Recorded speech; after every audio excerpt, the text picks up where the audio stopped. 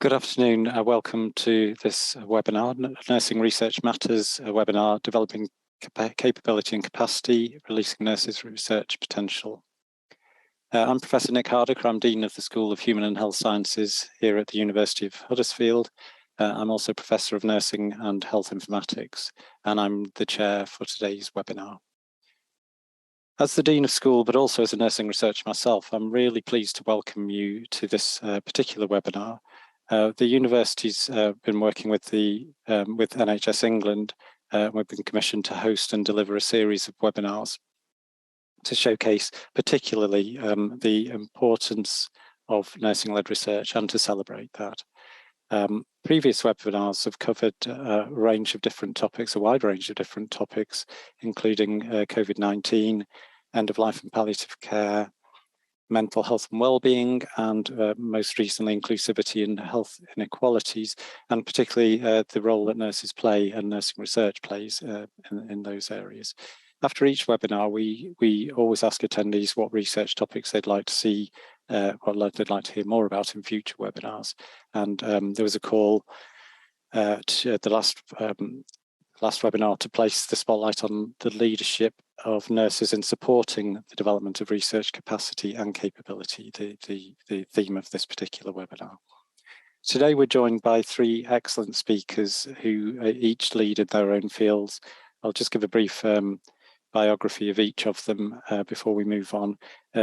Jane Code is Professor in Nursing and Family Nursing at the University of Nottingham. Jane's presentation is entitled Through the Looking Glass, a Regional Lens to Developing Capacity and Capability for Research Across NHS Organisations. Following Jane, Linda Tinkler is a Trust Lead for Nursing, Midwifery and Allied Health Professionals Research at Newcastle upon Tyne Hospitals and Visiting Fellow at Northumbria University. And Linda will be talking about finding and releasing research potential in nursing, flipping the too difficult box and maximising opportunities. And our final speaker will be Carl Ward, who's the lead nurse for Research and Innovation Education at Leeds Teaching Hospitals NHS Trust.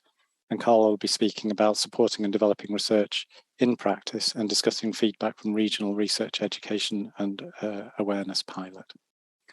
We won't be breaking between speakers, but we will be bringing all speakers back together in a form of a panel after their talks to discuss the issues raised by their research. But we've already received a number of questions as part of the sign up to the webinar. And I think the speakers may cover some of those questions, but I'll consider those. And while the presenters are giving their talks, I encourage you to pose questions or make comments using the Q&A function that you'll see down at the bottom of your screen. And we'll try to work through all of the questions that come and points that come as part of the presentations. Before we kick off, we've been asked to circulate a link to a survey relating to a project being undertaken in support of the CNO strategic plan for research, of which this webinar series supports. The project's exploring ways by which metrics and reporting could increase the visibility and appreciation of nurse-led research across the NHS and social care. So the link, I'll ask for the link to be put in the chat, and if you don't mind completing this, it will help those people leading on this particular piece of research. Before we hear from our speakers, I'm delighted to welcome again Professor Mark Radford, who's Chief Nurse for Health Education England and Deputy Chief Nursing Officer for NHS England, who'd like to make a few opening remarks. So over to you, Mark. Thank you, Nick. I appreciate the opportunity to give some initial opening remarks to another one of our series looking at research for nurses and of course other professions as well.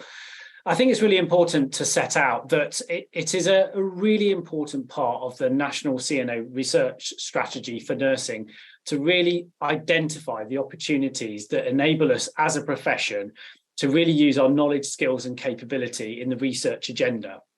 And I think previously it's important to reflect upon the fact that, of course, the use of research. Now, whether that's in evidence-based practice, whether that's through early careers support, whether that's through undergraduate or postgraduate training, the underpinning nature of what we do within nursing, irrespective of whether it's adult nursing, mental health, learning disability, or child nursing, is being an evidence-based profession.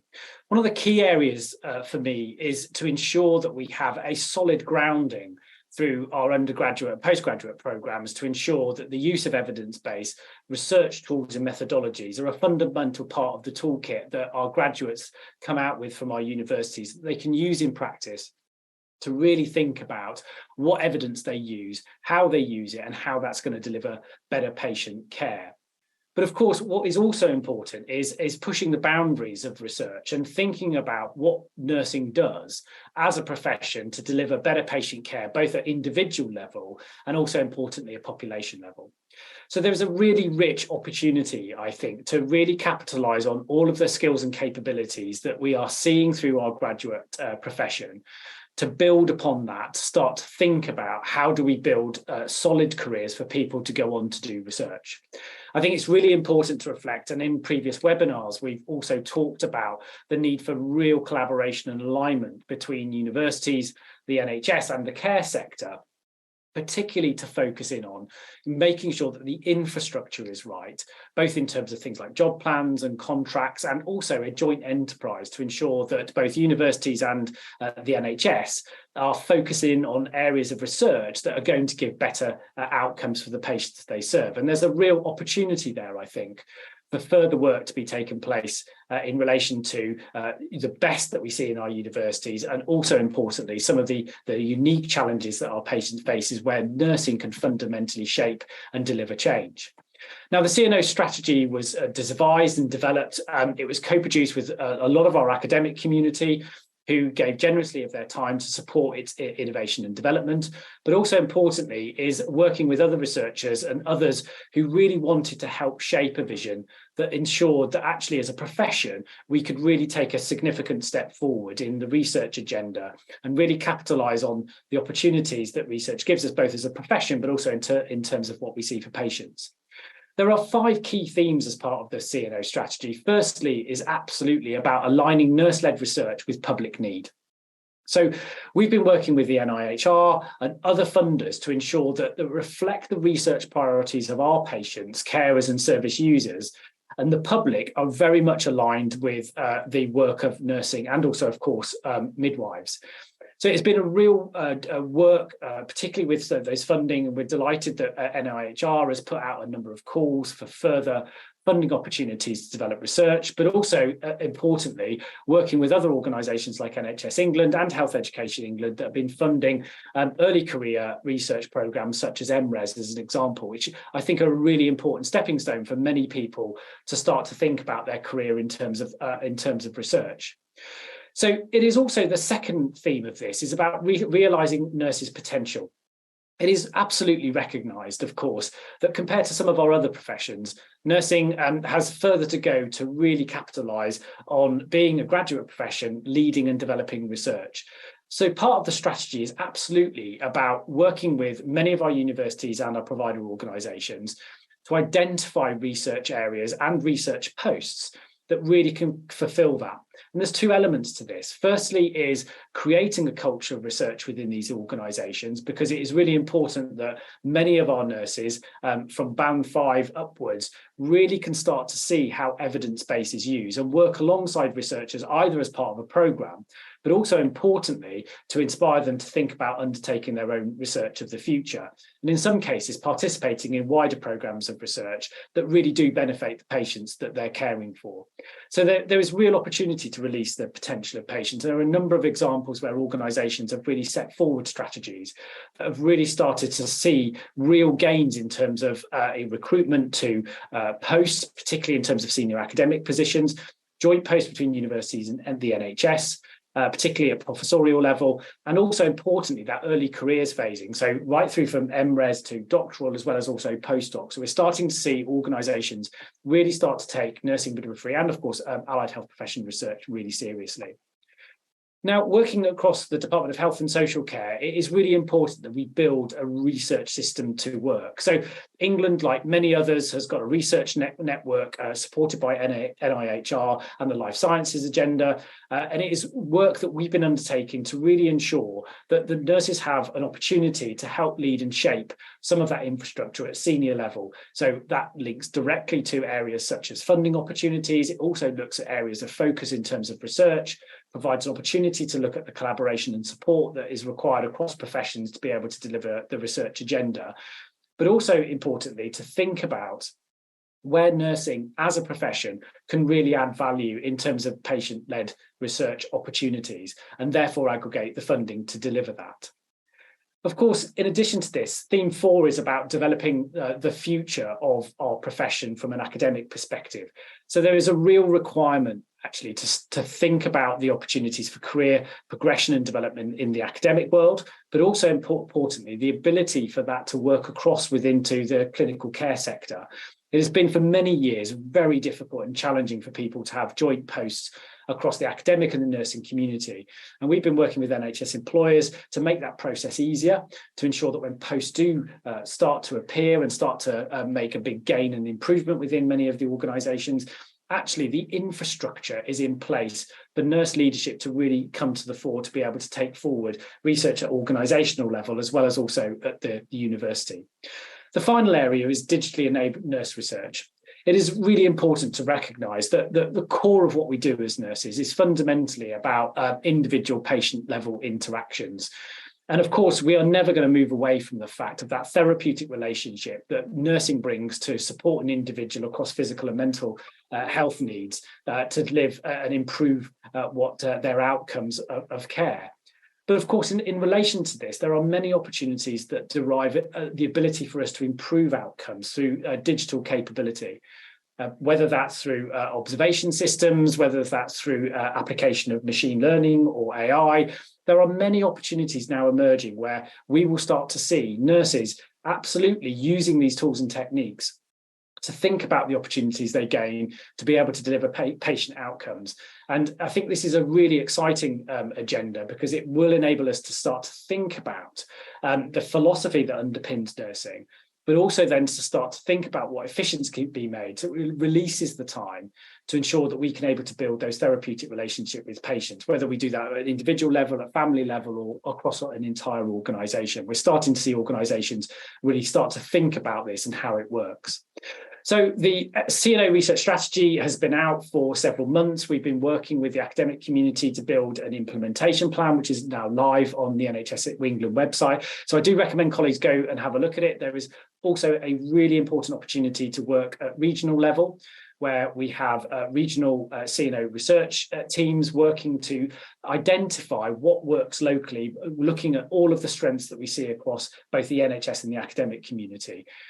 So colleagues, I'm really delighted to kind of open this with Nick Day, perhaps give you an initial outline of how the CNO strategy is the framing of this to enable us to be able to think about the opportunities that nurse-led research will give us and our patients.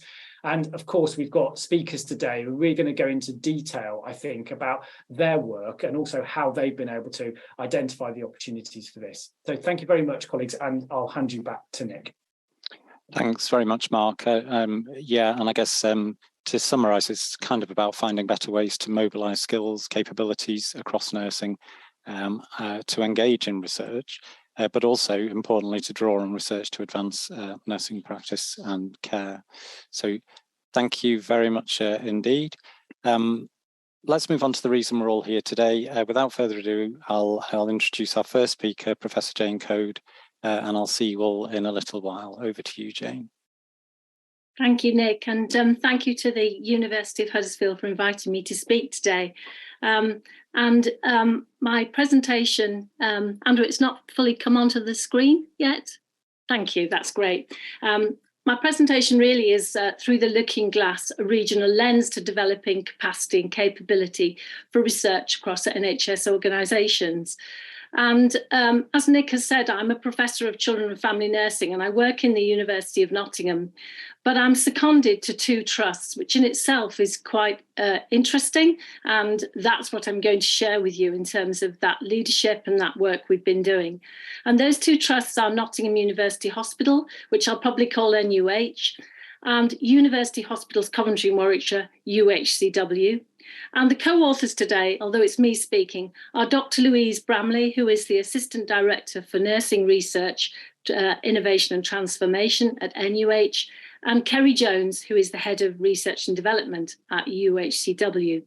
And what we've done is we've taken a Alice in Wonderland lens to it. That's not to say in any way, and anybody that knows me listening knows I'm not really an Alice character, but it was more to say that this is about having a different lens, about going in sometimes into a different world. And I hope you enjoy listening to that perspective. Next slide, Andrew. Thank you.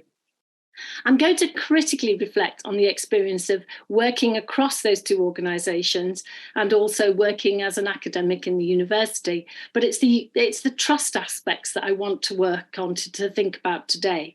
And that's NUH and UHCW. And also to share some enablers and challenges that we may have had and you may have experienced yourselves. So I hope that's useful. Next slide. A little bit of background, I think, is just needed. As Marcus said, translational research is demanded. It's core business. It focuses on delivering exactly what Mark said, quality of care, and developing capacity and capability for research and research careers is vital to that landscape. And I see that as crucial to my role.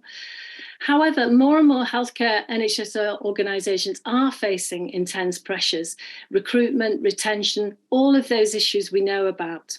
And so it's even more crucial to my head that research leadership and capacity and capability building for research is evident in those NHS cultures. Next slide.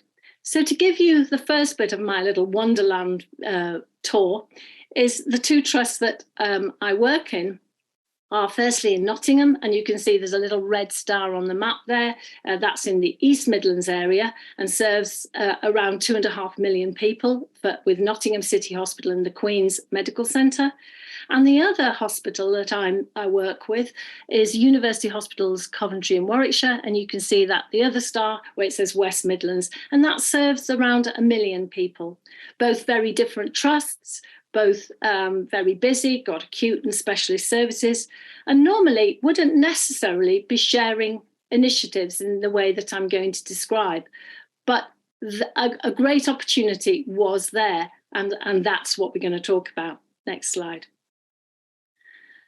Both organisations had always had strong leadership, and in fact, originally I was employed by Professor Mark Radford, and then Nina Morgan after him, and Dr. Joanne Cooper from NHSE.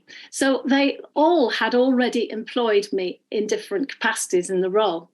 And they had very strong chief nurse engagement and still have, with now Tracy Brigstock and Michelle Rhodes as the 2 chief nurses at UHCW and NUH. What they decided to do was invest in me, which I hope was a good investment. And I am employed in both trusts to lead with the leadership team research programmes for healthcare professionals. And the idea was, and we hope we've done it, was to develop that capacity building and have a collective vision.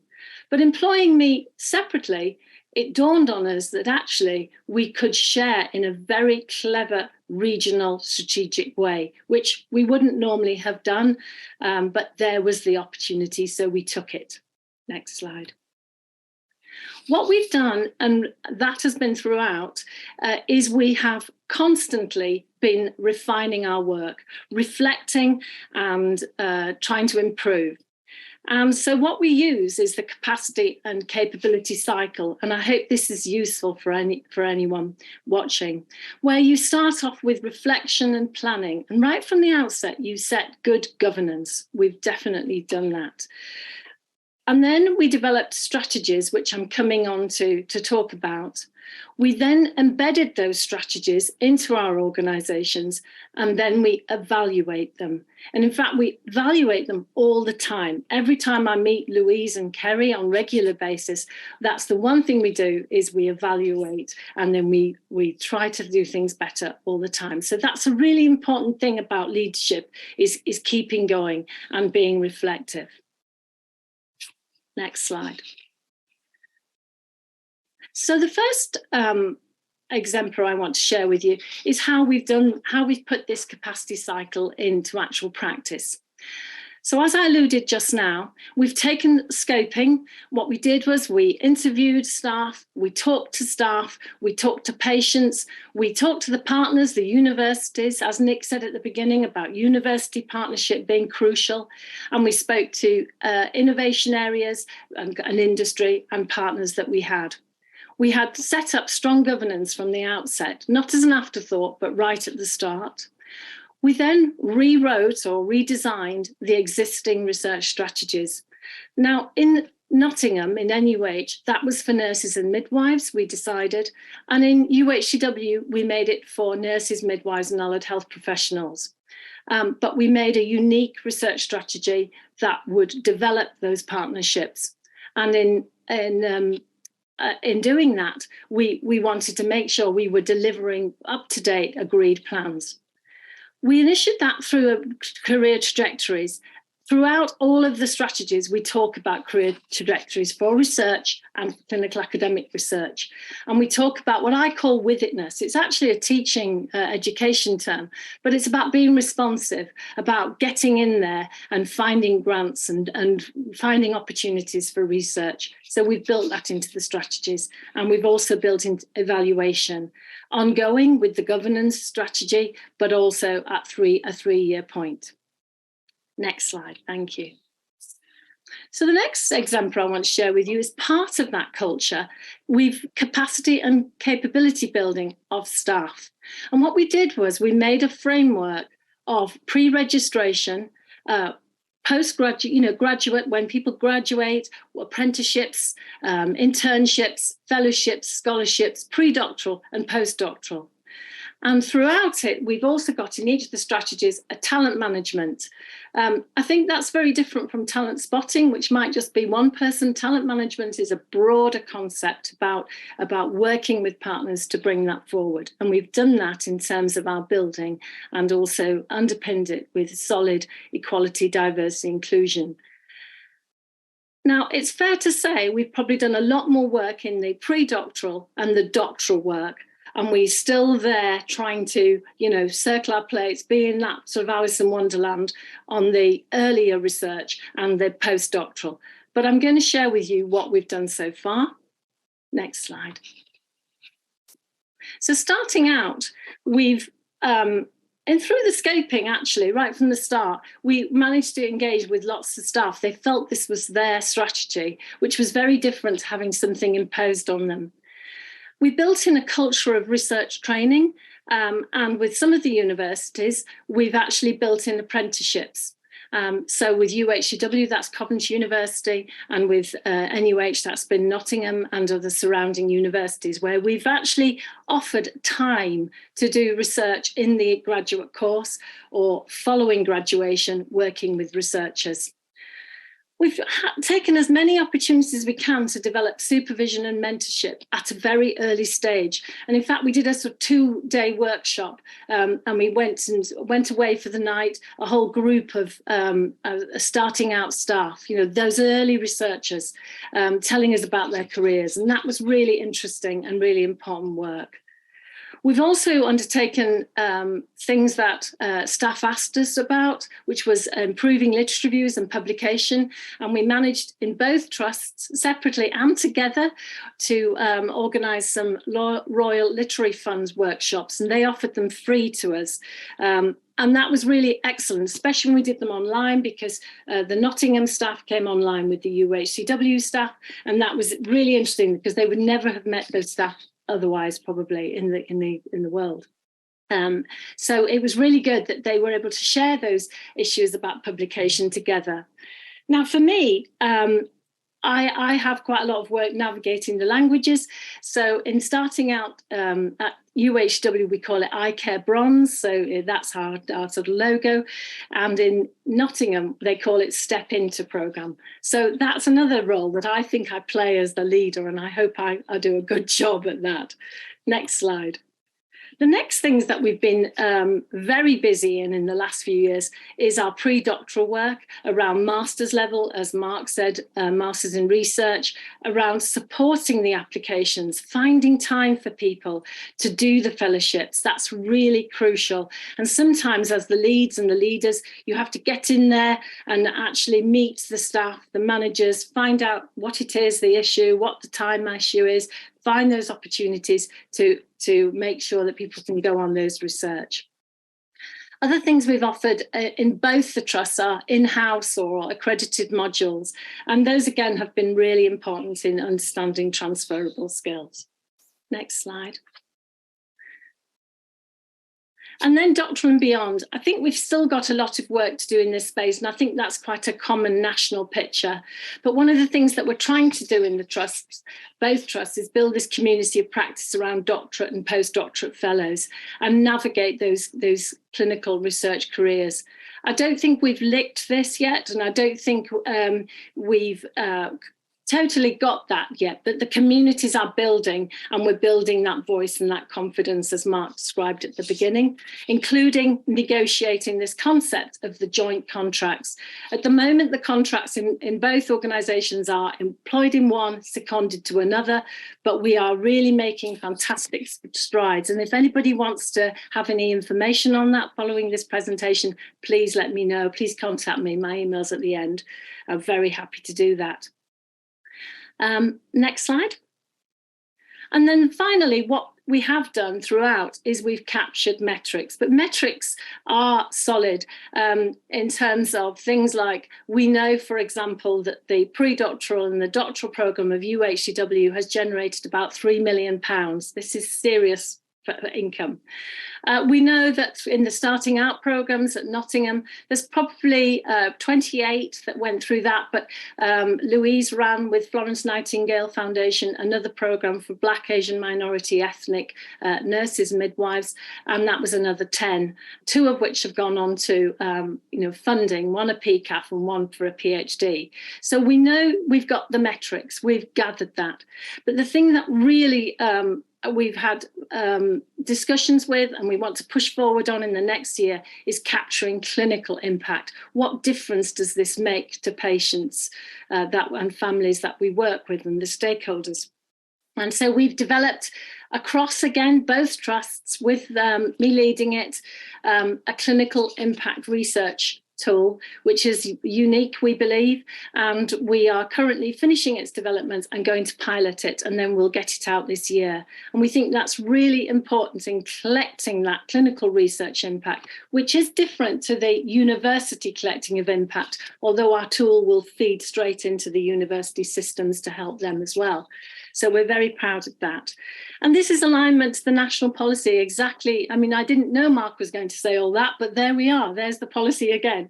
So it all aligns, and that's what we wanted to do. Next slide. In reality, this is Wonderland, and that's why I've put that at the bottom of the slide there.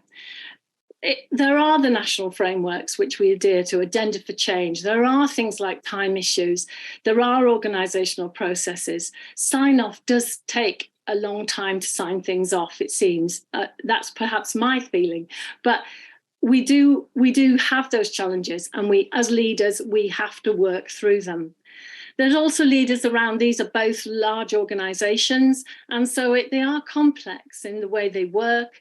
But I hope in this position that I've been given, which I'm very privileged to do, actually I'm able to weave through some of that to help them. So it's not completely a Mad Hatter's Tea Party.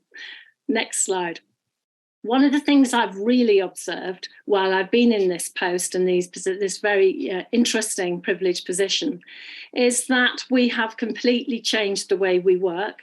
I don't think Louise or Kerry ever worked in a command and control way, but there was more linear research thinking.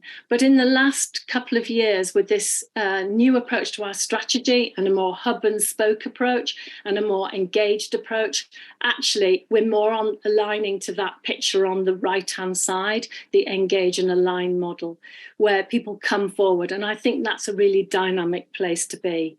And so next slide is then more enablers around these organisations have worked together. They do share really willingly. Louise, Kerry and I, the chief nurses, we've worked together. It's very transformative. And I think that's a really exciting and enabling leadership to see. They use assets to the best of every opportunity they can. And the development of individuals, we are really seeing those cases now. Initially, it was just one or two people who we named. And now it's so many. Louise and I, when I was preparing this slide, actually, we had to really look into our databases to get all the right people and the cases and think about it all, which is a good place to be, because that's about improved development. And as I've said, we're trying to improve our metrics and impact mapping, because that's what we will be judged on, and we want to be ready and smart up front.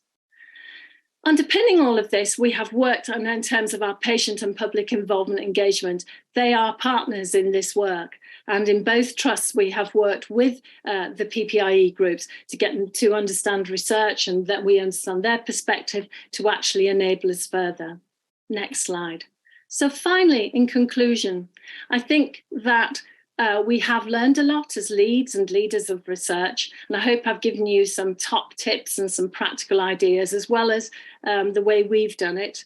I think that I'm ending with Alice here, in that she says the only way to achieve the impossible is to believe it is possible, and it is. Thank you very much.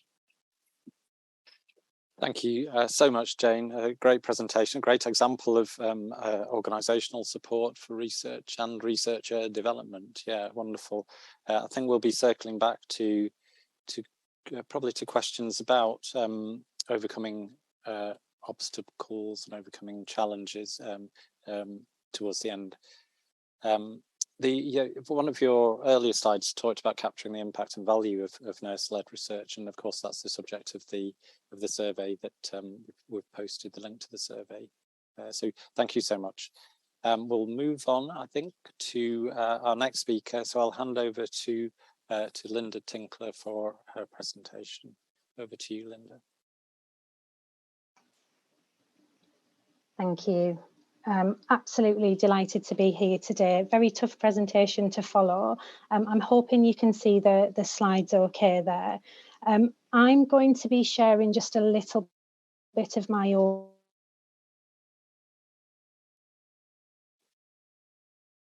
journey. Linda, I'm talking about things that I've not researched. You can't see the slides. Okay.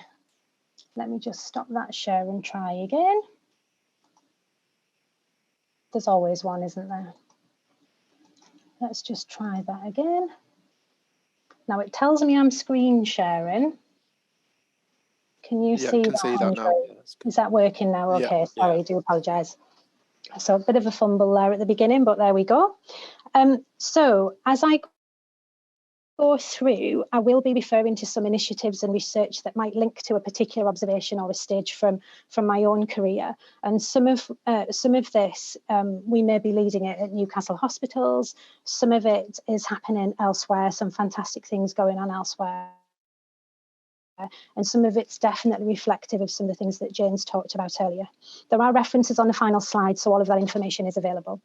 I guess it's important to say I'm not suggesting that any of these are definitive answers to the challenges that we see in this agenda, but I do hope they'll help, a bit like Jane's presentation, to open up some discussion wherever you are as individuals about how we all have the ability to influence this agenda, regardless of our roles, and we can all find opportunities to maximise It's probably also important to say that these are my own views and observations and might not necessarily match other people's on the call, but just important to reflect that.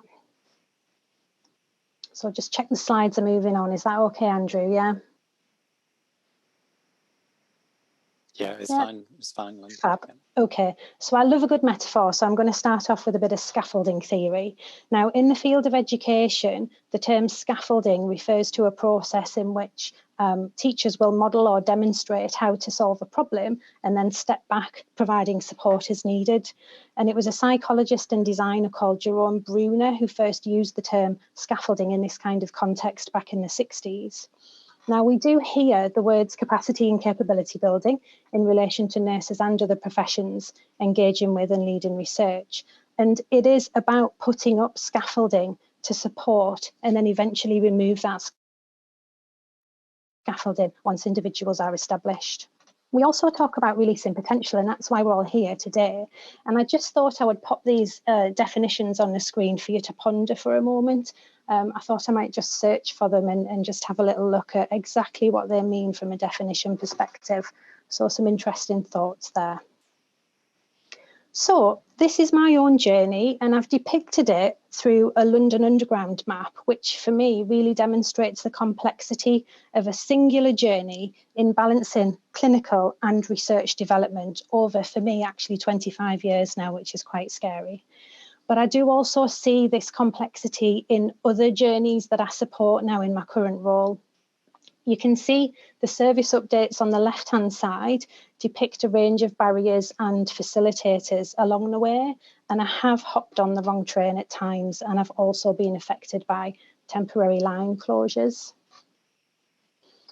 So, as a care assistant, which is where I started off in a nursing home many years ago, and as a healthcare assistant, I didn't really see any reference to research or have any kind of access to it in those earlier days.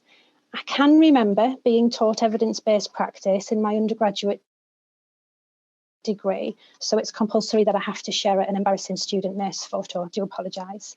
But like many students that I've since encountered over the years, I do remember the bulk of my research training at the time, that exposure, being limited to critiquing papers, using the CASP framework. Now, these are very important skills, but they weren't particularly inspiring to me at the time. I didn't see research happening in practice when I was out on my clinical placements.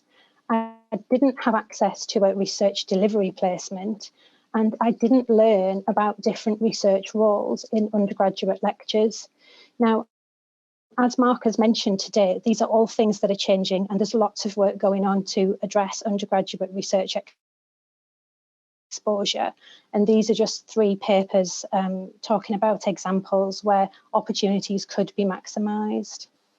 So as a newly qualified nurse in 2003, again, I saw no obvious links to research. And that's not to say that it wasn't happening, but it wasn't visible to me where I worked at the time. Now, in many organisations, there are now research elements in both preceptorship and in induction programmes, and we have both here at Newcastle. So ours includes a bit of a mixture of e-learning materials, research delivery information, and capacity building opportunities. So for me, it was only really when I moved into a small haematology unit shortly after qualifying that I found myself actually caring for patients who were participants in clinical trials. And these trials were discussed in the MDT meetings, but I didn't really have much information about the research. And I can remember actually feeling quite terrified about the whole thing as a newly qualified nurse. And reflecting back, I also don't remember at any point being made aware that I, as a nurse, could explore and lead my own research whilst practicing clinically. If we fast forward to where we are now and think about the current context of our national strategies, growing momentum, the networks that are out there and the support that's available, I think for us at Newcastle, our NMAP Research and Development Institute has certainly changed things for us. Now, this is a £3.2 million programme which was funded by our trust charity. But a bit like Jane's description, it actually took us a team effort over almost 4 years to achieve. And this now offers year-round opportunities from very early to senior postdoctoral fellowships with, we hope, a little bit of everything in between. There is a video animation that I believe is going to be shared with you that you can watch if you're interested. And we also have a public-facing website. Now, although it is aimed at our staff, it is public-facing, so you're very welcome to have a peek in case there's anything that might be useful to you. So thinking back to those early opportunities as a fairly newly qualified nurse, internships are becoming increasingly popular, and Jane mentioned that earlier on. And they are a great way to support both newly qualified nurses, but also nurses at any stage who are wanting to just dip the toe in the water of research opportunities. So our internship at Newcastle, for example, includes dedicated time with research delivery teams. It includes time with clinical academics, shadowing rec committees, working with the local research network, and also working on a research project or an initiative in a clinical area. So I just wanted to share one other example linked to early engagement and the power of those internships. This is Kemi. And Kemi already had a first degree and a master's when she came to us. So she studied an nurse programme over 2 years, which included a research internship that we'd embedded with the HEI into a placement. And this is where Kemi met Claire. And Claire supported and supervised Kemi's internship. And this inspired Kemi to explore research further when she qualified. Kemi is now on a PhD programme whilst working clinically, being supported by her clinical area. And Kemi talks about how the internship was an absolute catalyst for her in pursuing a doctoral programme after qualifying. So it's fantastic to see these opportunities are available and being maximised now. So back to my own journey and just remembering the limited exposure that I'd had up to this point, it was actually when I moved from haematology to a chemotherapy unit that I met a real live clinical research nurse for the first time. Now, I was curious about her work and I'd asked if I could spend a day shadowing with her. And I was very lucky at the time to have a manager who could see the bigger picture and enable that connection. And after spending time with the clinical research nurse, I felt inspired and I felt so much better able to support her when she came onto the unit, which is an important point that I'll refer back to later. Now, from the chemotherapy unit, I did move out of the NHS for a couple of years into an industry post, but remained very clinically focused within that. And this is where I saw the other side of R&D, where we were developing and trialling equipment that was used in the NHS. When I returned to the NHS, you might not be surprised to hear that it was in a clinical research nurse role, initially working in primary and community care. Now, I'm not sure if it was just the way the landscape was starting to develop, but it did feel like being in a research context exposed me to many more opportunities than I'd ever seen in my career prior. And these were things like the NIHR pathway that was starting to mature at that time. So I did move around a little bit within research delivery and development until coming into my current role in 2018. But for me, and possibly for many other people, actually the clinical research nurse was my first exposure to research after qualifying. And the role also turned out to be my first steps in a research career. So you might be thinking, why on earth is she talking about a clinical research nurse when we're here talking about capacity and capability building? But actually, there is a lot of literature out there advocating for a greater understanding of the clinical research nurse role and its impact. There is a special issue actually in the Journal of Research in Nursing from March last year with no less than 30 papers and commentaries about the role. There are at least 7,400 across the UK and Ireland, according to the first census that was completed in 2021. And I believe there is so much potential to be released in this community because the skills, knowledge and research awareness and interest are already there. The clinical research nurse can inspire and support others with their ideas, much like the one that I shadowed. But they too experience similar challenges in carving out opportunities to develop their own research. Now, Miriam Avery is undertaking some work at the moment in Southampton University, exploring the career aspirations of research delivery staff, and interest in that research has been really high. So I'm sure there will be a lot more opportunities to be maximised there when we see the results of that work. Now, this is not a shameless plug for my own research, but it is important to share in this context. So in brief, like many other nursing roles, the clinical research nurse is a boundary spanner, a communicator, and an educator. And I would argue the connector of the research team, and often absolutely key to the success of a project. The clinical research nurse knows and understands the research process, how likely a study is to recruit enough participants, and whether eligibility criteria is likely to work in the real world. However, for me, it was also whilst working in that type of role that I then began to experience challenges present at the interface between delivering clinical research and delivering clinical services. And this is often, I notice, mirrored in the capacity building work that I've done so far. So these early experiences set me off on my own research journey, and in also trying to carve out some space to do my own research alongside clinical practice. So with the intention of improving access to research for patients, but also improving morale and job satisfaction for clinical research nurses, I started small with a single MRes module in 2010. From there, I tried and failed a couple of times with different funding streams, but I kept doing little standalone modules whilst I waited for the next funding opportunity to arise. And God loves a trier, and I did eventually complete an NIHR funded master's, and then eventually go on to do a PhD with support from the Royal College of Nursing and the University of Sheffield. Now, that research explored behaviours at the interface between research delivery and clinical service delivery by seeking the views of those who are outside of research, but are absolutely essential to the success of a study being delivered. Again, this is all really relevant in the capacity building agenda. Very briefly, my research indicated that NMAPs, so nurses, midwives and HPs, who work outside of research delivery, absolutely want to know about research that is happening. They want to help with the research that's going on, and they want opportunities to be involved, which is very reflective of how I felt meeting the clinical research nurse for the first time. Where there is a perceived lack of interest or awareness, this is often due to a feeling of being limited in their influence or just not having the time to engage.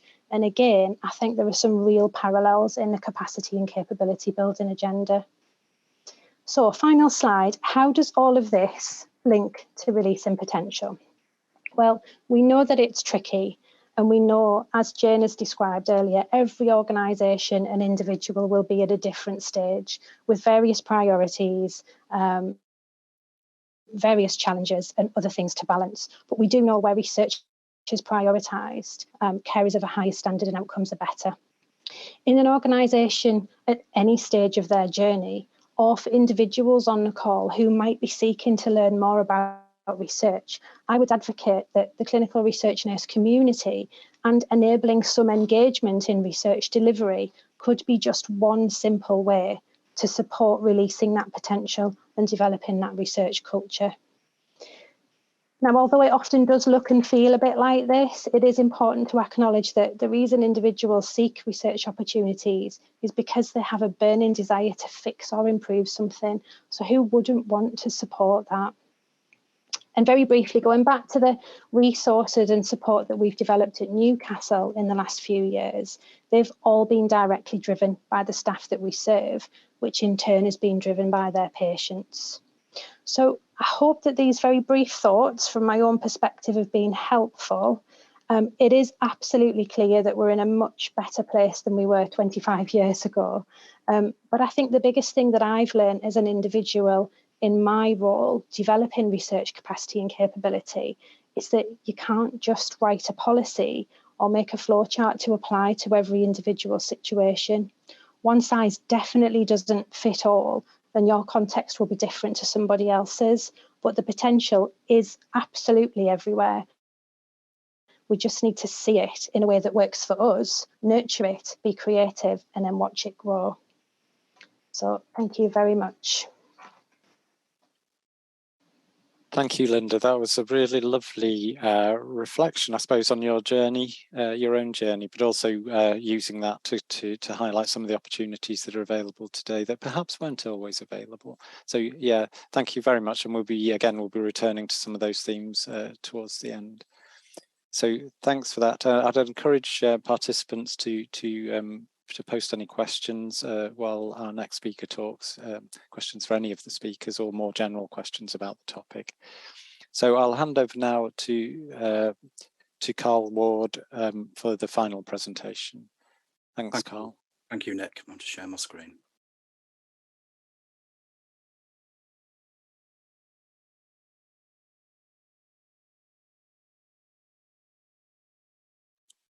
Can you see that okay? Perfect, yeah, thank you. So thank you. I'm not so sure that I can follow those two great speakers. Really inspirational.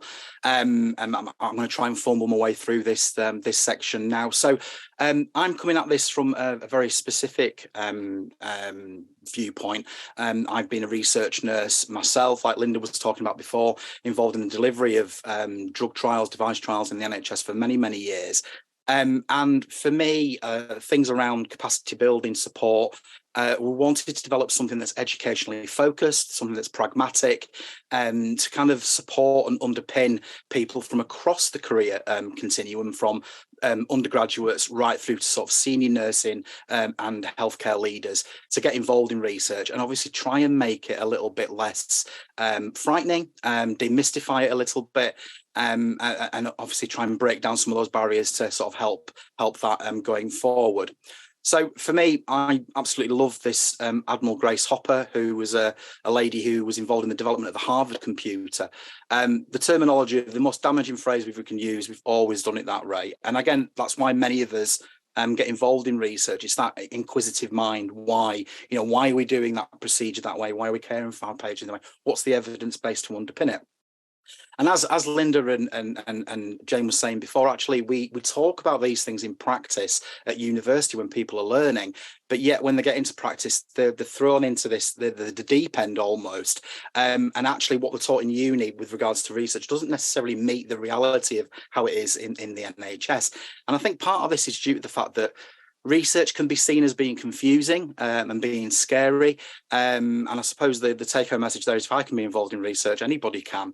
I've got a quote here from a ward sister I've worked with quite closely over the years, who said, I just don't know where to start. It's really confusing. And I think this is conflated with some of the language that we use with clinical research, evaluation, evidence-based practice, quality improvement, etc.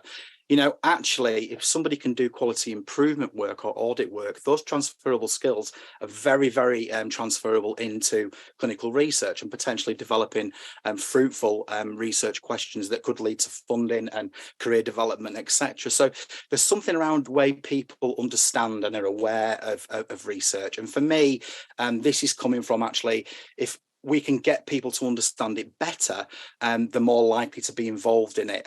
Again, taking into account all the barriers and enablers that the other speakers have talked about. So obviously the background there is the Chief Nursing Officer strategy gives us a really great blueprint to start from. Historically, the model for undergraduate training, again, can be limited. It's limited to, again, like Linda said, how to appraise a paper using the CASP framework, for instance. But actually, that doesn't necessarily reflect the reality of research that happens in the NHS, the health and social care and medical sectors that we all work in. Again, people are busy on the wards. And sometimes research awareness can be, be limited. I'm too busy to get involved in that. How can we as people that work in research make it easier for people to get involved in research?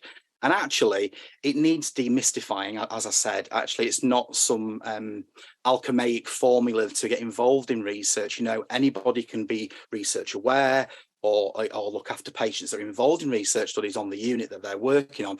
But actually, they need to be able to understand that. There's an element of people don't know what they don't know. Then for those of us that work in research delivery practice, again, clinical research nurses, we've spent many years having mandatory training and very much on the job training. And actually, if we're better trained, we can help support clinicians, other nurses, midwives, etc., be more involved in that. There's a lot of opportunities out there at the moment. For instance, the NIHR Associate PI scheme. We've also got a really good track record of sort of developing people via the clinical academic development pathways, NIHR, Health Education England, etc. And my question there is there something needed further downstream when somebody is on a ward? And again, Jane was talking about this in the first presentation. You know, what is needed there to actually, people don't know what they don't know, and actually getting involved in a research project, albeit maybe peripherally, might then release that interest and that catalyst to kind of pursue things further. So what we're trying to do in Leeds, or what we have certainly been trying to do, is bridge that gap almost, but from an educational perspective. So the LTHT Research Academy was born in 2017, and that was just me, where we piloted a number of small courses. Again, we use things called learning bursts, which are really, really short, condensed sessions for people that are delivering research, doing research, wanting to become aware of research, etc. Because we appreciate that people are busy and they can't always fit it into their already burgeoning clinical commitments. So luckily for us, the NIH are very, very kindly funded us between 2020 to 2022 to evaluate our training programme. And what we've developed over time is a core curriculum looking at raising research awareness across our trust, but helping those that deliver research, whether that be senior doctors through to people that are more new to research, but also supporting our developing academics, because actually the delivery skills that someone needs are the same. You know, people need to understand how processes work in the NHS, etc.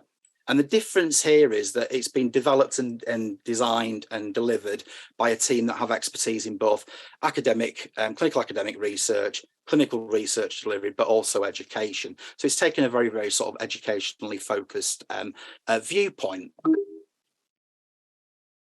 So actually, again, like we were saying before, it's about research awareness. You know, is somebody aware of using evidence-based practice on the unit that you work on? Using research and understanding it in practice, how can that be improved? You know, getting nurses to engage more would be, you know, is really, really good. But then there's the other element of, you know, being a local leader in research, potentially leading a piece of research that somebody else has brought into your organisation, or developing your own research as an independent researcher. So again, the way we've addressed this is using little learning bursts, which again can be put together to make larger courses, and again can be fitted around people's busy commitments. So the way we've used them and the reason behind them is that it's a really nice, neat model that accommodates adult learning theory. So people learn in 20-minute bursts, and actually, you know, it accounts for different learning styles. And actually, there's also that drive for the need for efficiency in healthcare education. Also, you know, we need to do more with less, which is fair enough. So the way we've applied that locally is it's now a standardized model for our research delivery staff, but we've also got a number of other courses that we run for academics and others, etc. But the modular aspect of it allows us to then go,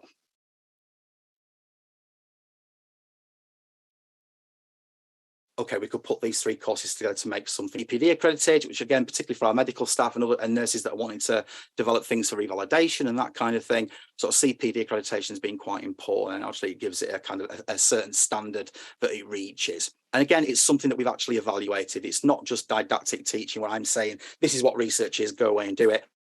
We've actually evaluated it, and it's been shown to be effective. So in relation to what we currently offer, the training for our staff, as I said, those that are delivering research, developing our healthcare professionals as principal investigators, so local research leaders. Again, we've recently just completed the pilot programme with the NIHR nurse and midwifery team, looking at a national training programme for that, which has gone really, really well. We've also developed research leadership training for our developing nurses and midwives and practitioners, because obviously when I became a band 7 in research, there was never any training for us, and none of the matrons or heads of nursing ever knew what to do with me. So actually we've put some training in place for people, because again, you know, like Linda was saying before, we're crossing boundaries, and there's lots of real skills that are transferable. Again, thinking about increasing that awareness, we've embedded a research awareness session, again, clinical academic and also clinical research delivery in preceptorship and induction, but also in specific local development courses. For an example is the anaesthetics and theatres unit has a band 6 to band 7 development programme. We've put some research education stuff in there, so they're more aware of what goes on in their unit and how they can get involved and support that. From a more academic perspective, again, coming this downstream aspect we were talking about before, we were thinking actually, you know, how does somebody develop a research question or a QI question that could go on to be fundable to form part of the NIHR HE programs that we were talking about before? We've developed a program with our library services called Building Blocks, which is aimed at supporting and developing people to produce a robust question that could go on to be fundable. We've had a number of people go on after this program to go on to get onto internships and pre-doctoral training, etc. Another one is also using critically appraised topics, or CATs, which is why there's a cat on your screen. Again, it's a really good way that our AHP colleagues, particularly physios, have been using CATs for a number of years around how can you assess as a team or as an individual a fundamental question in your practice. For example, how can you mobilise somebody after a cervical neck injury, for instance? And actually doing a CAT is a very fast way of appraising the best possible literature out there, appraise it and saying, what is the clinical bottom line? How can that affect the care of that patient? The beauty of this is it helps people get more engaged with the research, and it could lead to somebody then going, do you know what, I'll go away and I'll potentially develop my own research in this area. Also in the academic sphere, we've done things like abstract writing, poster design and writing for publication. Again, learning bursts that can be modularized together.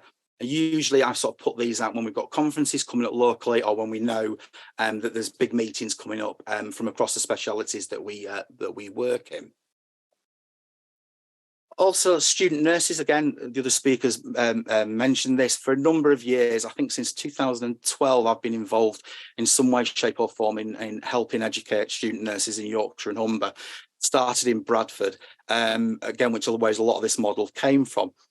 Luckily now we are in the position where I go into the university in years 1, 2 and 3 and ramp up the discussion around what a clinical research nurse does, what research is in the NHS, and then in years 2 and 3, we're thinking about dissemination and implementation of evidence-based practice, and how can you use that when you're a qualified practitioner. Hasn't just been limited to student nurses, we've also included nursing associates in that. And again, to complement that, we've developed a standardised placement across the research teams in Leeds, so students can get a bespoke or a standardised placement for them while they're on their placement on the wards or on the units in the NHS. So how do we know it works? And again, that's a very good question. We decided to do a regional pilot, again with the support of the NIHR.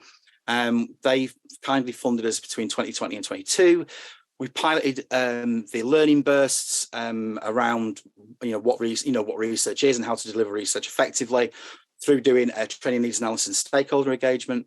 We were lucky enough over that time period to develop and deliver the learning bursts, but also the PI training, again, which has led to the work with the NIHR, but also looking at how to embed research in public health, local government, etc., and how to think about evidence-based practice, but also research awareness for members of the public, again, like PPIE members, etc., so they understand what we're doing and why we're doing it.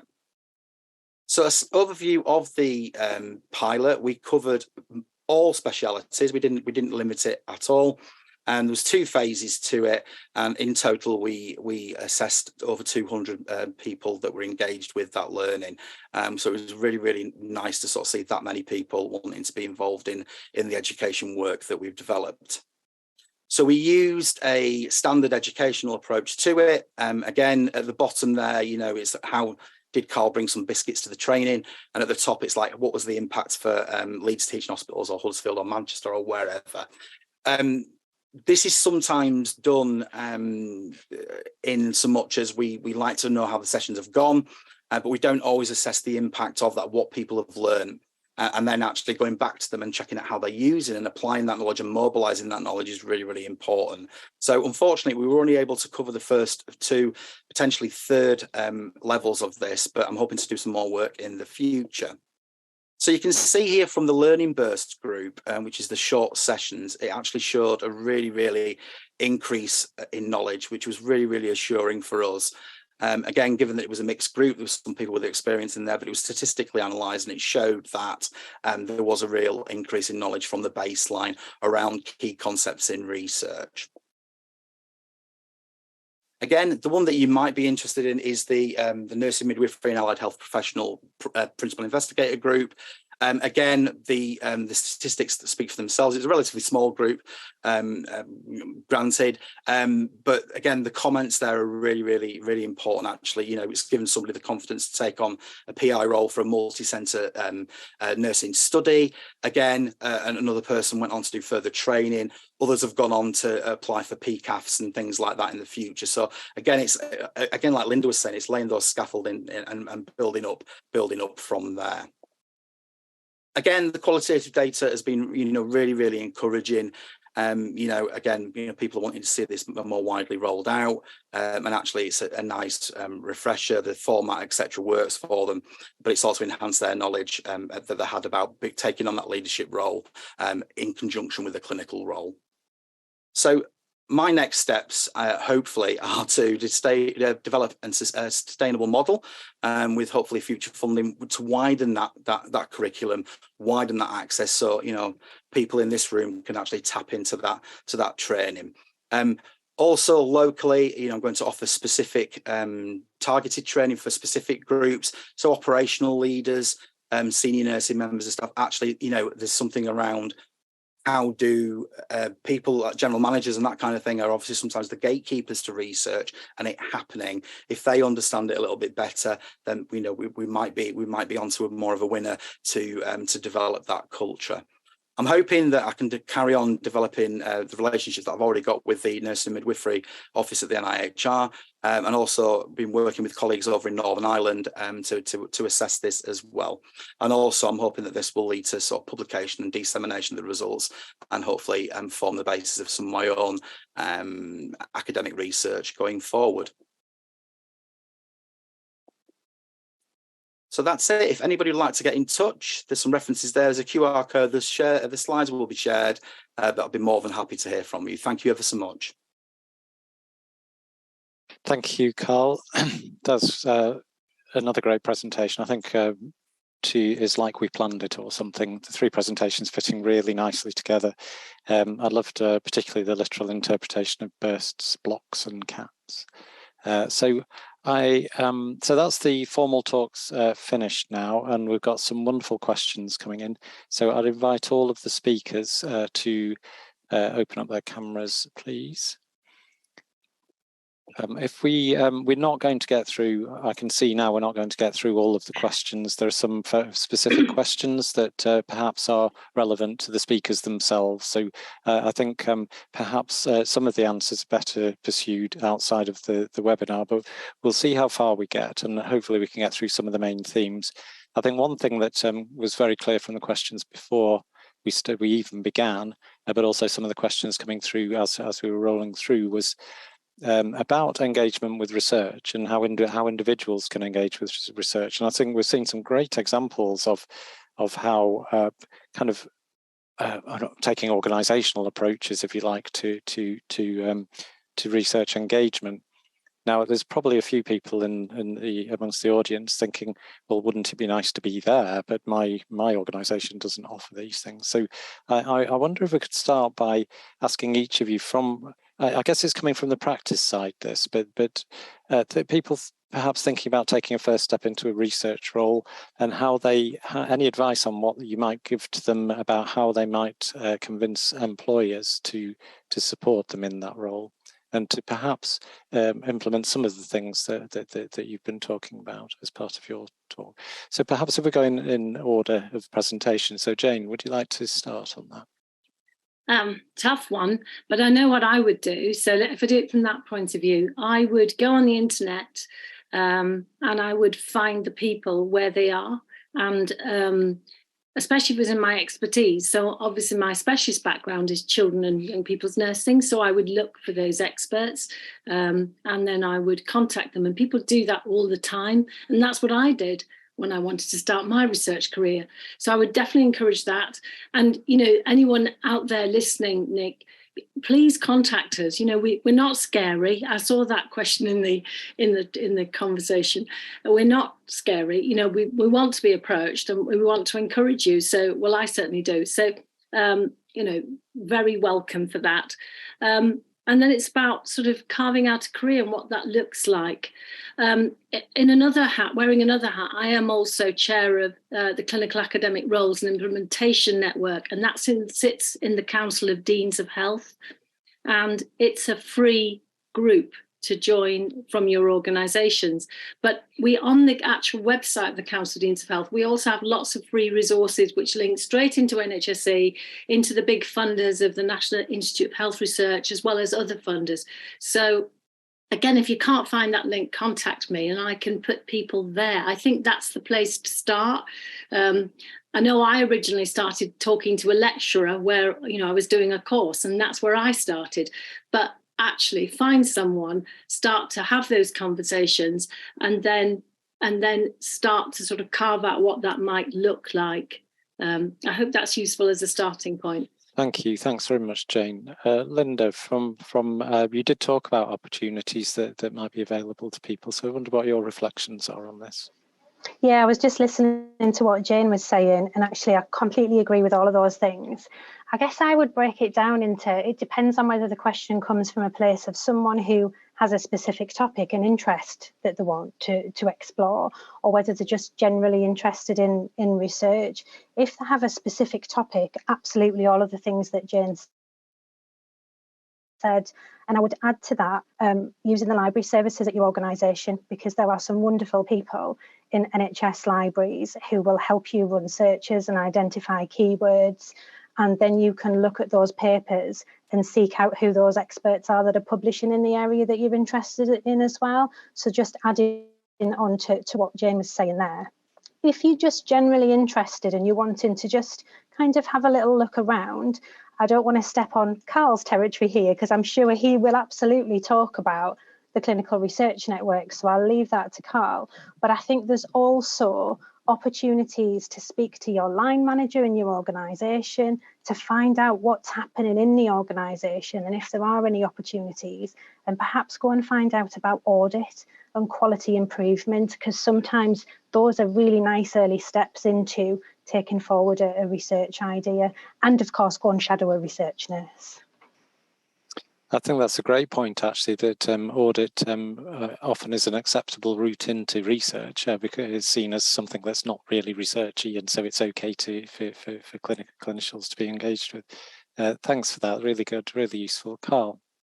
Yeah, so I wouldn't disagree with anything anybody said. All really solid advice. I think the things I would add is that if you working in an organisation, get in touch with your R&D department. They will invariably have a senior nurse, AHP. We're lucky in Leeds, and I know Linda does a similar role in Newcastle, to have somebody that's ahead of sort of professional and academic development for clinical staff. Again, a good opportunity again is, again, like Linda said, shadowing a research nurse. Seeing, trying before you buy, as it were. My journey into research started when I had a fortuitous conversation with somebody that was on the ward, and I just happened to have a conversation with them, and the rest is history, as it were. The other things to sort of raise awareness of is things like the NIHR Associate PI scheme, which again, if you were to search for that would come up very, very readily. Again, it's an opportunity for anybody that's a registered professional to get involved in a little bit of research, and they saw that really successfully roll out during COVID and after, and that's going from strength to strength. Other things that might be useful if you've perhaps shadowed somebody, you talked to R&D, you've done the associate PI scheme. We're really lucky that DHSE and the NIHR have sponsored the development of a PG Cert, PG DIP master's pathway called the Clinician Researcher Credentials, which I worked on, so I was told to wave the flag for it, so here I am. And basically that's a flexible master's pathway that's done online. I think it's Exeter and Newcastle and a number of other places that are starting to do that. You can jump on, jump off with that. And again, that's aimed at people that are actually clinically embedded, that want to understand research leadership in the NHS or health and social care a little bit better. There is bursaries available for that. So again, that for backfill for employers, it's a real big issue, isn't it? How can I go and release somebody to do this postgraduate certificate in research leadership when actually we're not going to have a nurse on the ward, when actually there is bursaries there? So again, just a couple of little additions to what the other members of the panel have already said, but again, things for consideration. Thanks, that's really great. Mark, I wonder if you could talk perhaps from a CNO team perspective in terms of, so we have seen some great examples of organisational approaches to research and researcher development. I'm just wondering how the strategy supports that, or what the CNO team might do in that space. Yeah. Thanks, Nick. It's a really good question. I saw it on the chat, actually. So there's a number of things we can do. So first of all, is generate local systems collaboration, building on really good relationships that already exist between universities and provider organisations. One of the things that we are going to be doing is we're going to be going out to our provider organisations to actually assess whether they've actually started to implement a strategy. Because that's the key thing, is actually, do we have boards signed up to the fact that this is the right thing to do? And then we're going to do further work to identify what sort of collaborative relationships are in play. Because, of course, not every organisation is going to have research at front and centre, because they perceive it's something that's done at university hospitals, as an example. But actually, hub and spoke models, and I think colleagues have described really good examples here, where actually smaller hospitals linked in with university hospitals really do aggregate the opportunity and the benefit. So we'll be looking at, have they got a strategy? Because that's the critical issue they need to get the board signed up to. What are local relationships like, and are they really, really supporting what they need to do? And importantly, are they building collaborative networks across the system to make sure that they can use research at active communities that are not necessarily just within university settings? So I noticed on the chat box there's a question about, how can you replicate this from Coventry and Nottingham? And we were lucky. We worked in research active organisations. We both had universities and medical schools and nursing schools attached to our things. But let's not be fair. Working in those communities where medics are dominant is actually sometimes much, much harder to get nursing midwifery research off the ground. So don't underestimate the kind of political capital you need in bigger organisations to be able to push forward nursing, which is why the power comes from working collaboratively across systems. But it can work. But you're right, it needs everybody to do it. Thank you for that. I'm going to flip things over a little bit. We're talking, to some extent, we're talking about nursing or nurses as producers of research. So I'm going to flip it over into nurses as consumers of research. And this is one question that came before and in advance of the webinar, but also something that jumped out at me within the Q&As, which was how can we enable nurses to become better consumers of research? So examples given are understanding risk ratios, interpreting epidemiological data, etc. And the Q&A, much more eloquently put, was how can we make research less scary and more accessible to nurses? And so it's about nurses as consumers, or kind of implementing research in practice, advancing practice through research. So Mark, I know that your time is limited, so perhaps if you could come in first with that, thinking about what can we do to support nurses to engage more fully with research in terms of integrating that with their practice. Right, so this is a really, really critical issue for me, actually, because we sometimes have the R word as being really quite scary. So we have lots of newly graduated nurses who have got research active capability and skills, but even so, there's a confidence issue about demonstrating and using the word research.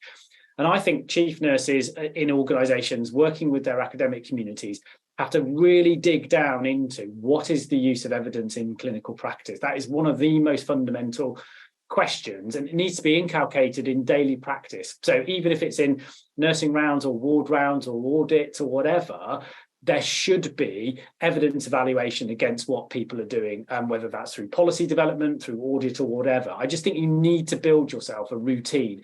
I'm sorry to use medics as an example, but I would say it's their go-to. If they do a mortality meeting, the junior doctors will often go to the library, look at the evidence, bring back the audit with an evidence fair set. And lots of our nurses do that, but we need to do that at unit and site level much, much more frequently. Because that will build the confidence in people in thinking about evidence, and therefore then when you have the research infrastructure attached to that. So, you know, we were very fortunate at UHCW. We had research active professors of nursing who actually worked clinically.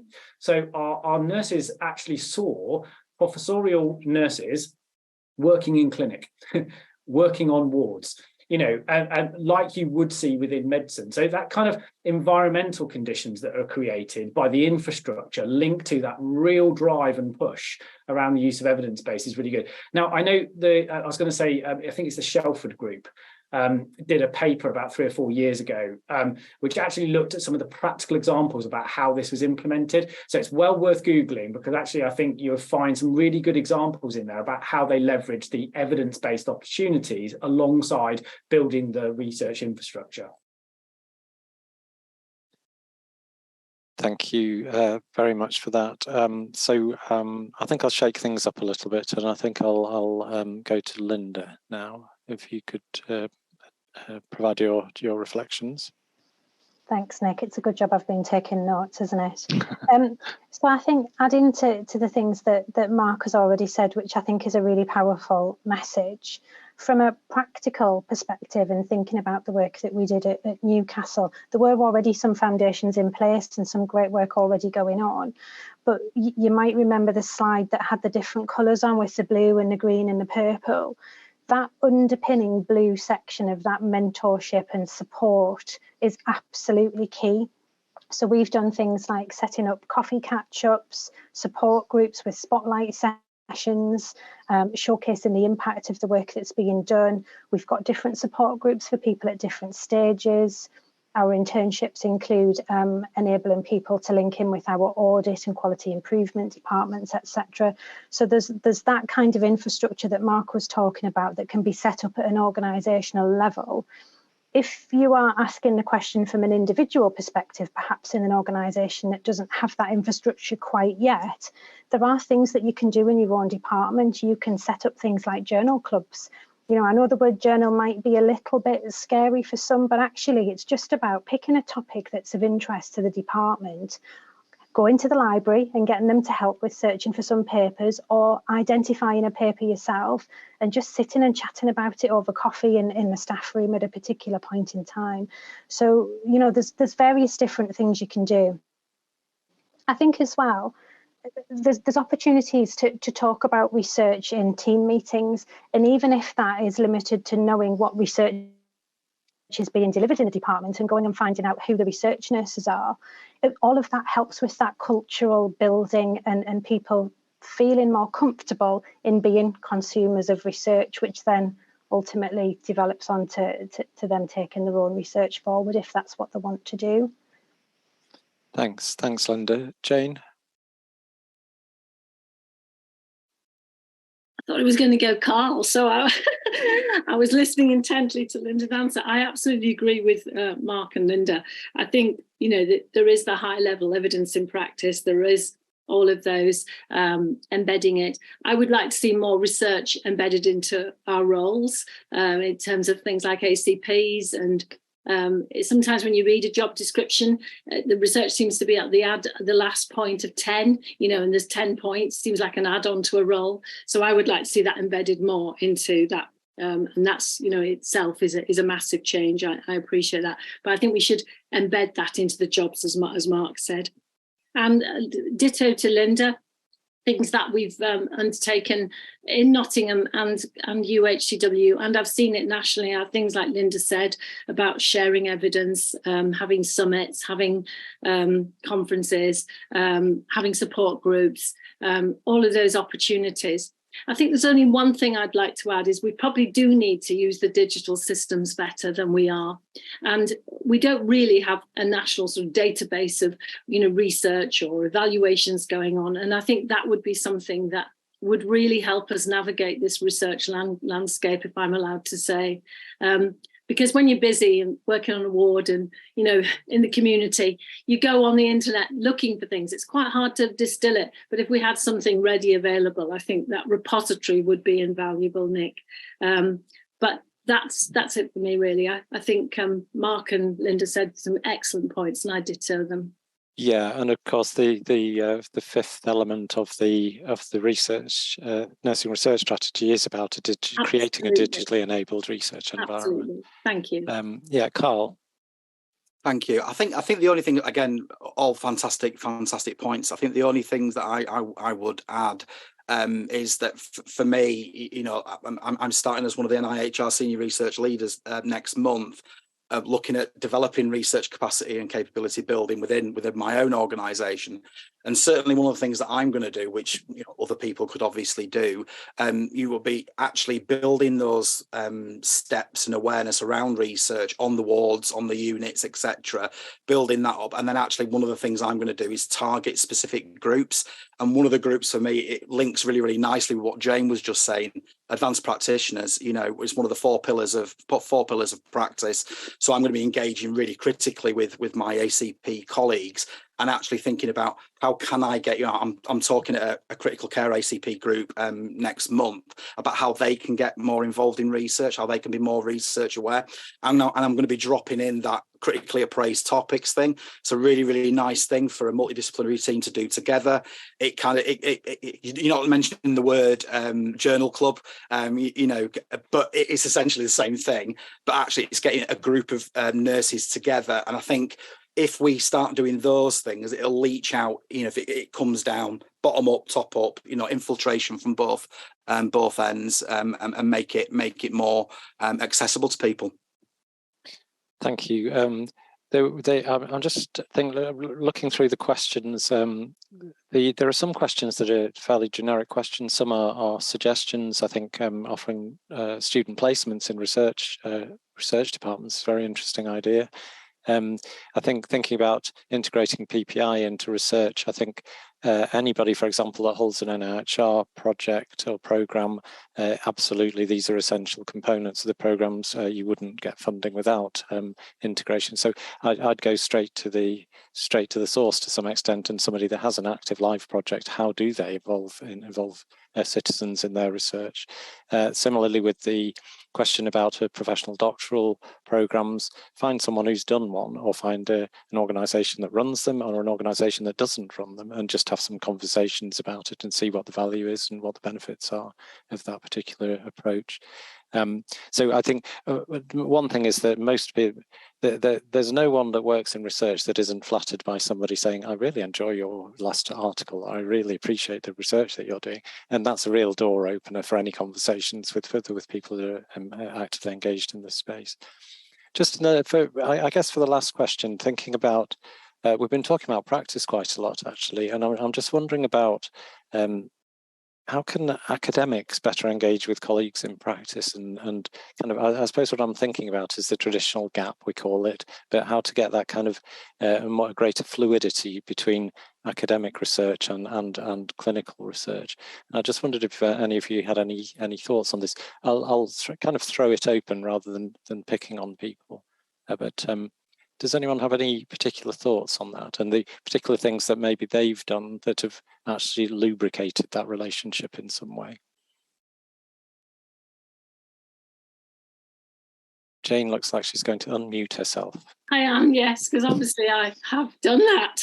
And I think that for me, now in my Alice in Wonderland hat and working in these trusts since 2019, I think that it's a really interesting place to be now, Nick, and the universities, I hope, should be approaching the trusts, because the clinical academic and the research expertise in those trusts is second to none, and that world that the academics should come to is very exciting and extremely refable, which is why we started to develop a research clinical impact tool across Nottingham and Coventry, because we realised that that could be well used by those university partners.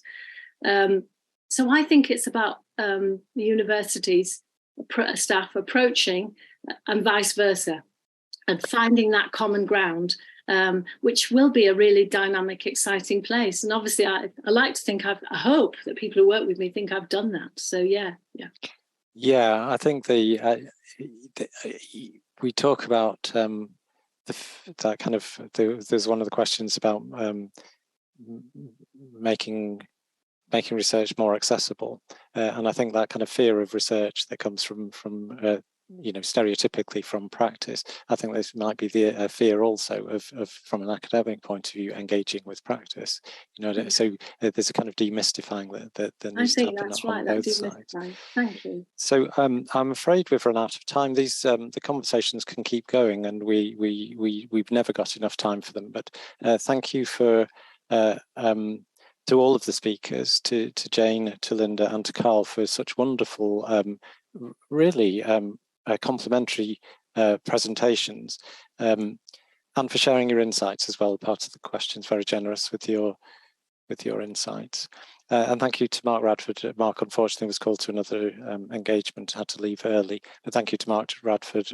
Always interesting to hear from a policy, from a national perspective. So you'll find a link, participants, you'll find a link in the chat to an evaluation that really helps us in terms of planning the future events. So that's the reason that we have this event and such a fabulous, fascinating topic. I can say the majority of the audience stuck around for the entire thing, which that shows the quality of the presentations, but also the importance of the topic. So please, your views are really important to us. That's the reason that these webinars are as they are, and it's also gives us ideas for future events. So please make suggestions about future topics as well, things you might like to see here. So I hope you found the event interesting, informative. I also personally hope you leave the event with a sense of pride, both in our wonderful profession, but also a curiosity in how you yourself might get more engaged and involved in research and nursing, and encourage others to do the same. So thank you very much, and have a great rest of the afternoon.